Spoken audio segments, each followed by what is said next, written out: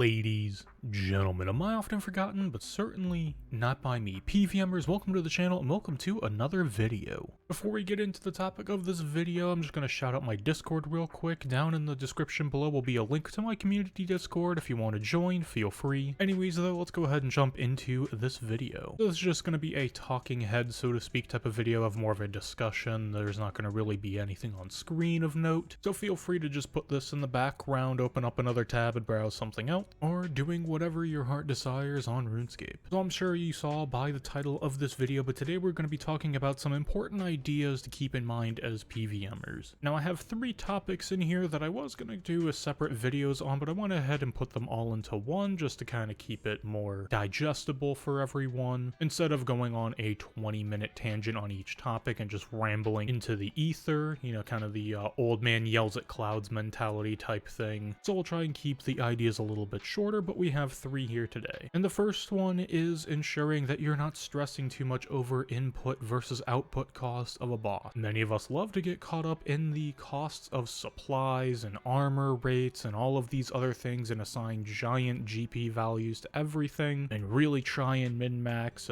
potential profit per hour. And while keeping cost in mind of a boss are important and the profit per hour that you're going to be making at a boss is important, it is something that we as PvMers can easily overcomplicate and start stressing too much over it, to the point where we can't even do a single boss. We'll just sit in Wars Retreat or Max Guild and just bank stand all day because we're too afraid to go out there and risk a little bit of cash, because some type of supply at certain points is going to be kind of expensive with, laws of supply and demand and whatnot. And I think it's important for us to take a step back every once in a while and realize our brains only have so much of a capacity to take in so much information and account for so many variables at once. And being that PvM is kind of a complicated nature in itself, where you're doing a boss fight with many mechanics, doing separate inputs, managing prayers and ability rotations, managing defensives, your stats, etc., can already be a pretty daunting task. So if you're already also stressed out from worrying about the input versus output cost of a boss and trying to be as efficient as possible there, it can simply overload our brains and you will end up dying, because you can only handle so much input into your brain before everything just shuts down.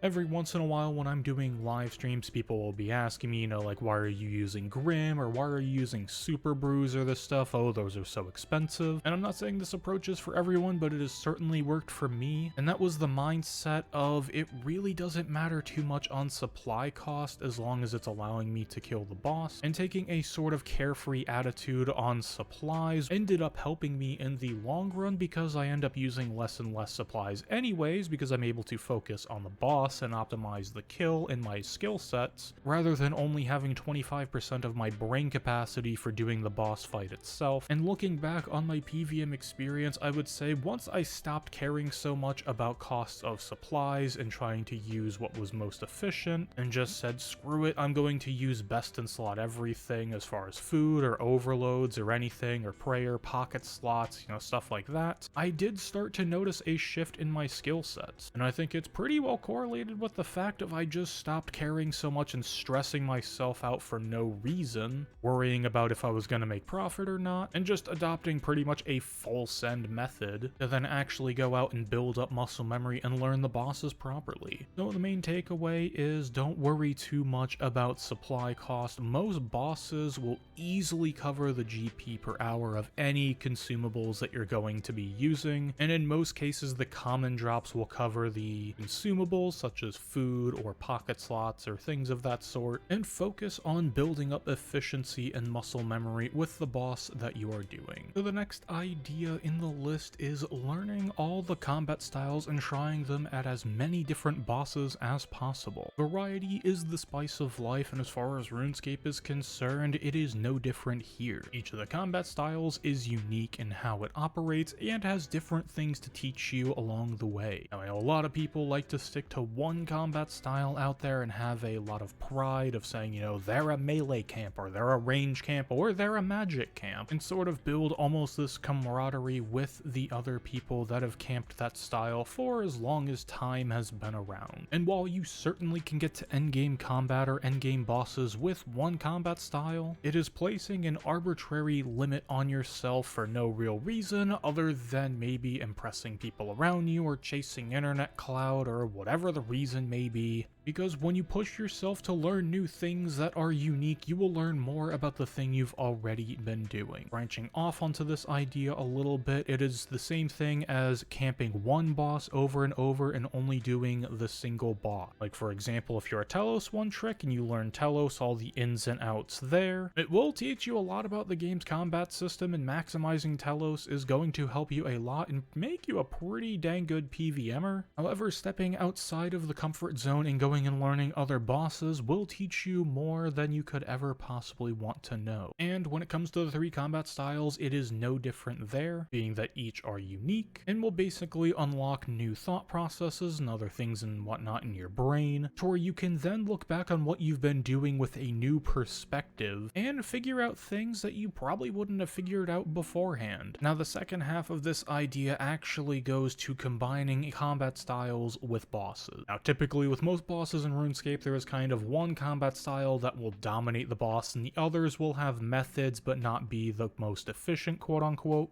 However, there was not a single top tier player who was just going for the crowd and waiting for other people to figure out new metas. And what I mean by this is, if you see a combat style that is used at a particular boss and happens to be the best, feel free to try other combat styles at it. If you've always been using magic at Raksha, for example, feel free to try a range or even a melee kill. It'll let you see the boss from a different perspective, and you may learn a couple new things. And it might even help improve your magic times once you go back, because you'll have that newer perspective. You might see something a little bit different. You're able to compare your rotations and see what you can bring back to magic. It's definitely a worthwhile thing to do. This also even applies to doing hybrid setups. I for one enjoy doing some of the more ridiculous, not so meta hybrid setup, and it has forced me to learn new things and figure out different methods and rotations and whatnot, and overall has strengthened me as a player just as any other learning experience will. Now, I'm not saying that you should avoid all metas and always go against the grain. That's almost as counterproductive as staying with one combat style or one boss for the entire time you play. However, going out and learning it all and keeping an open mind towards the combat system is always going to be better than shutting yourself off and staying in the same rut that you've been in for the past 5 years.